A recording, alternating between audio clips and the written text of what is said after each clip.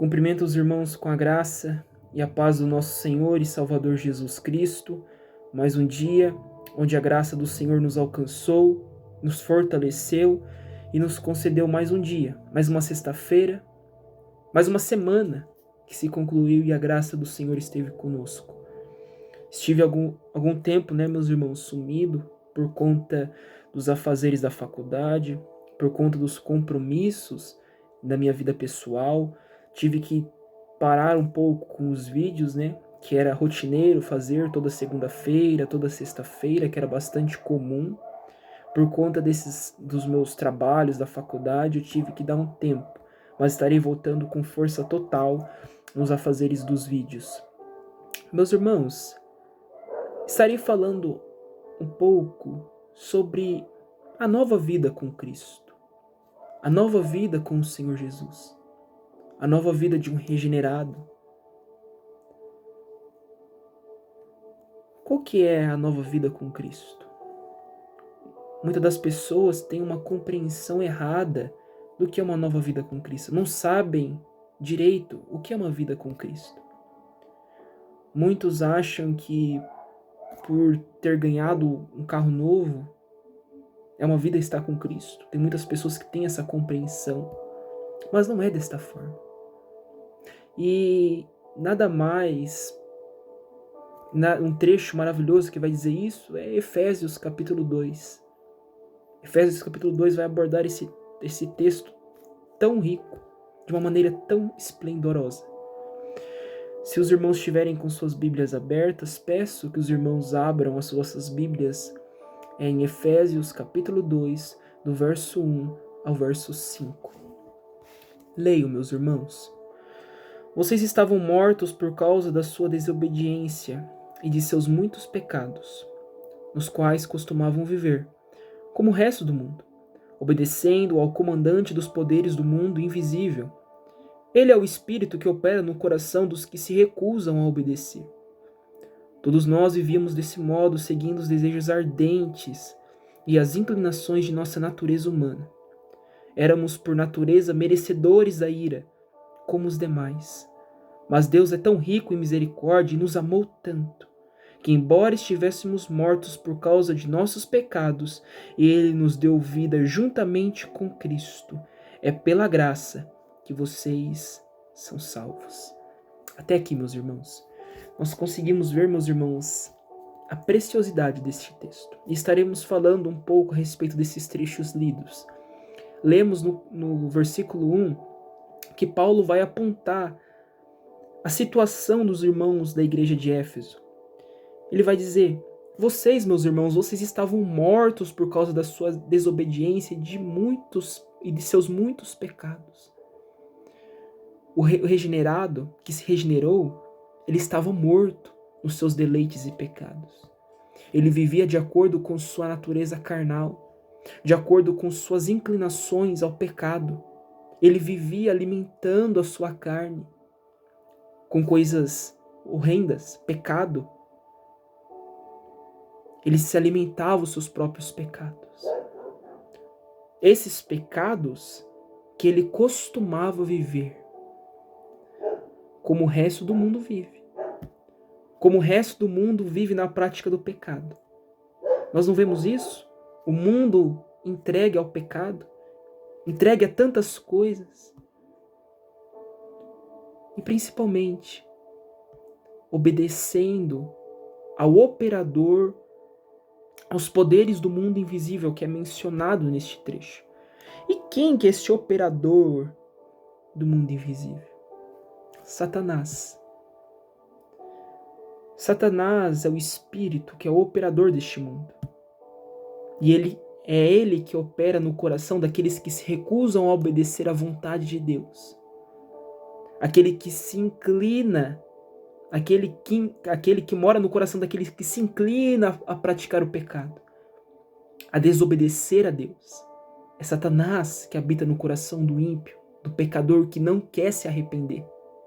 É ele. Olha o verso 3. Paulo vai continuar dizendo: todos nós vivíamos desse modo, seguindo os desejos ardentes e as inclinações da nossa natureza humana.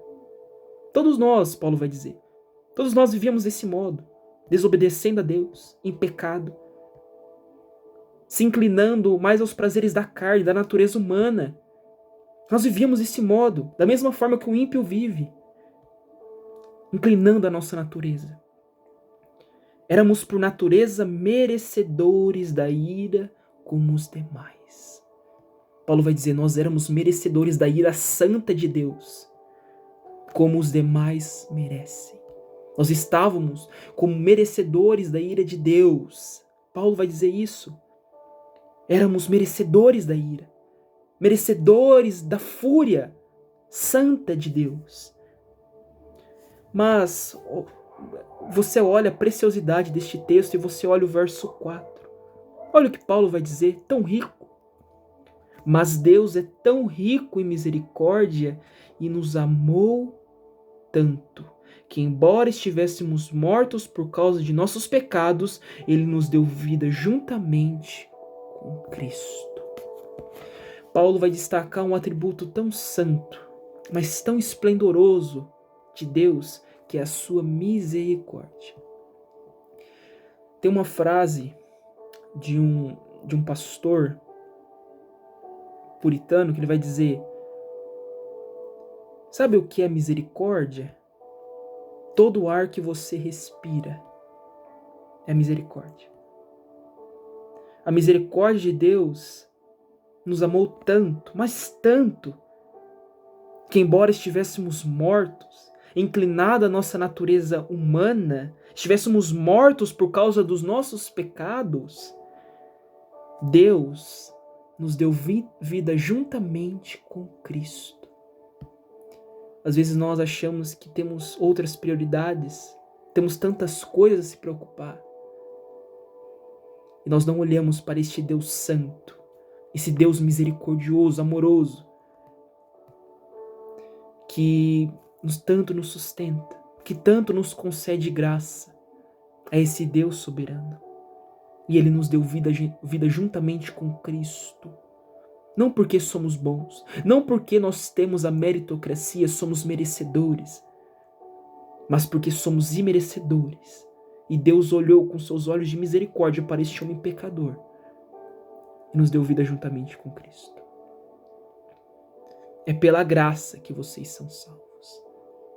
Muitas pessoas tentam colocar tantas coisas como salvação, como adoração a Maria, adoração a ídolos pagãos dessas igrejas pagãs.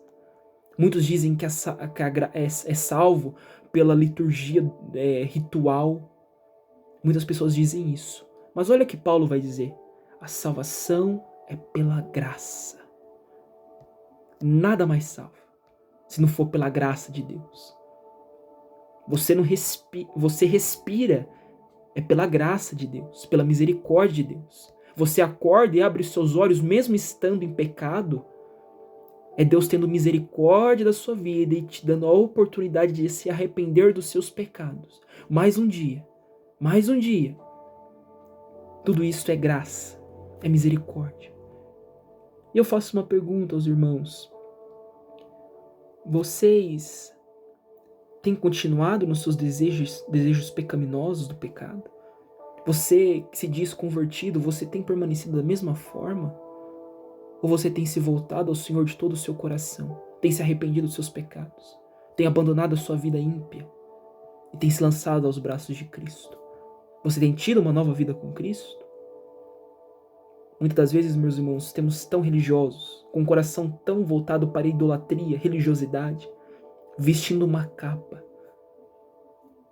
Mas poucos são crentes verdadeiros, são crentes santos. E que nessa mensagem nós viemos refletir e analisar esse texto tão rico, tão precioso. E que os irmãos venham meditar nessa semana que irá de iniciar, nesse final de semana. Que essa mensagem venha servir como alerta aos irmãos e também ao fazer os irmãos a refletirem sobre a sua vida espiritual. Que os irmãos venham ter uma ótima noite, uma ótima sexta, um ótimo final de semana. Deus abençoe.